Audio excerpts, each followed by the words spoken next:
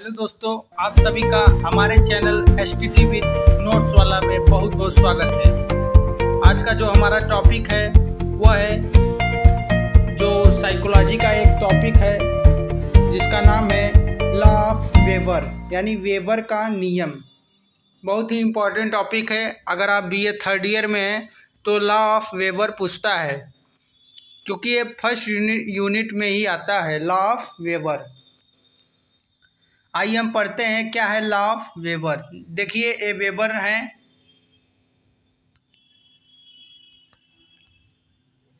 जो एक जर्मन क्या है, ये जर्मन एक साइकोलॉजिस्ट थे। क्या थे? जर्मन साइकोलॉजिस्ट थे वेबर।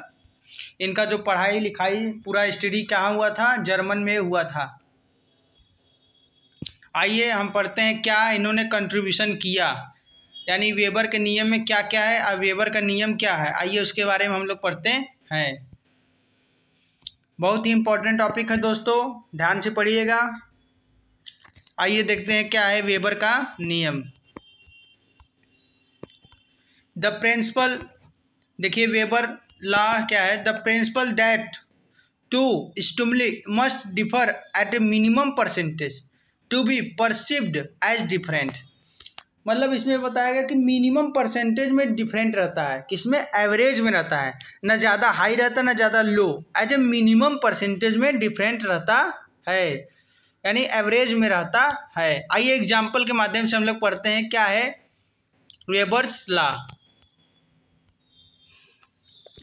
यहाँ पर जैसे दिखाया गया है, here are the minimum percentage different for इस टाइप ऑफ स्टिमुली।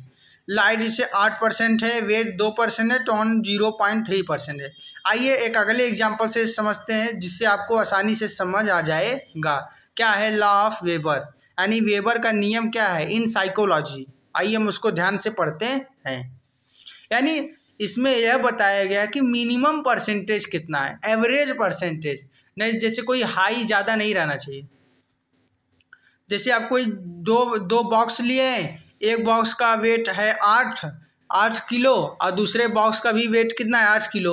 अब एक बॉक्स का उसमें बढ़ा दिया जाए, जैसे 8.5 कर दिया जाए। अब एक जो आपका बॉक्स है वो कितना है 8 है, तो मिनिमम परसेंटेज मतलब ये 8/2 भी बढ़ा दिया जाए या 8/5 बढ़ा दिया जाए, तो मिनिमम परसेंटेज कितना डिफरेंट है इसके बारे में हम लोग देखते हैं। क्या है लॉ ऑफ वेबर, यही बताता है। तो देख सकते हैं एक नोट्स बनाया गया है जिसमें आपको दिखाया जा रहा है कि लॉ ऑफ वेबर क्या होता है। In the century Weber did important work in the field of psycho on the basis of which he formulated a rule called Weber law. क्या बोले? A rule called Weber law. Hindi में क्या लिखा है? 19वीं शताब्दी में वेबर ने मनोदैहिकी के क्षेत्र में महत्वपूर्ण कार्य किए, जिसके आधार पर इन्होंने एक नियम प्रतिपादन किया जिसे वेबर का नियम कहा गया। क्या कहा गया? वेबर का नियम कहा गया। कब किए थे? 19वीं शताब्दी में किए थे। आइए देखते हैं एग्जाम्पल के माध्यम से क्या है। सपोज 10 कैंडल, यानी कैंडल यानी मोमबत्ती, 10 candles are already running in a room, and if another candle of the same time is burned in the room, then person can clearly perceive the difference in light from it।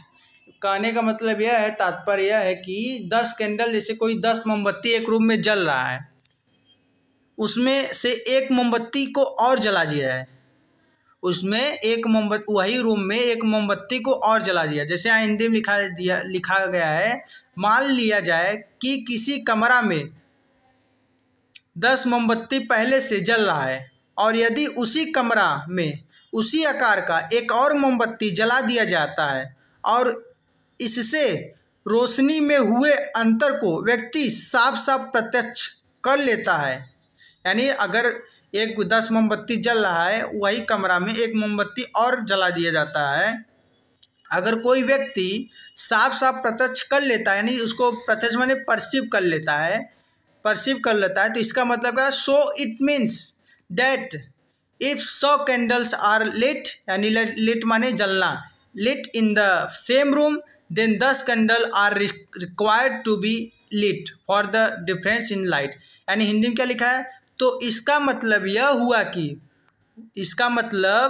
यह हुआ कि कमरा में 10 मोमबत्ती के जलते रहने पर रोशनी में अंतर होने के लिए 100 मोमबत्ती को जलाना आवश्यक है। क्या लिखा है, तो उसका मतलब इसका मतलब यह कि अगर 100 मोमबत्ती आप जला रहे हैं रूम में, तो 10 मोमबत्ती का आपको ज़रूरत पड़ेगा।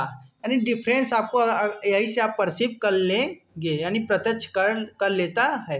यानी जैसे वहाँ में क्या था, 10 मोमबत्ती जलाया था, तो 10 मोमबत्ती जलाया था, उसके बाद एक मोमबत्ती और रूम में जला दिया गया, तो आप क्या पढ़े, तो पहले से अगर ज़्यादा उजाला आपको हुआ तो आप व्यक्ति साफ प्रत्यक्ष कर लेता है। इसका मतलब यह हुआ।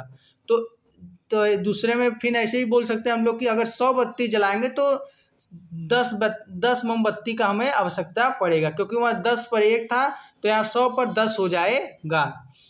इसी को हम लोग बोलते हैं डिफरेंशियल लाइन। क्या बोलते हैं, डिफरेंशियल लाइनमेन, यानी विभेदक सीमांत। यानी विभेदक सीमांत डिनोट होना, यानी विभेदक सीमांत निकाल लेना।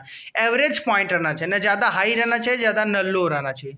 देखो विभेदक सीमांत को हम लोग DL से डिनोट करते हैं, और इसको क्या बोलते हैं, JND, यानी नोटिसेबल डिफरेंस कितना है, यानी दोनों का ज्वाइंट नोटिसेबल डिफरेंस कितना है।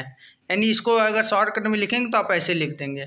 आइए हम देखते हैं कि हम लोग क्यों इसका उपयोग करते हैं, यानी इसका उपयोग क्यों करते हैं।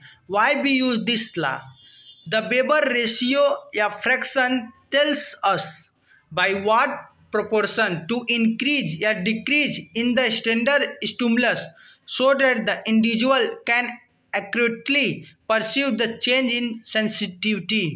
यानी वेबर अनुपात या निम्न भिन्न से हमें यह पता चलता है कि मानक उद्दीपक में किस अनुपात में वृद्धि या कमी की जाए कि व्यक्ति उद्दीपक से संवेदनशीलता में होने वाले परिवर्तन का सही प्रत्यक्षण कर सके। तो धन्यवाद दोस्तों, हमें आशा है कि आपका आज का जो हमारा टॉपिक है वो आपको पसंद आएगा।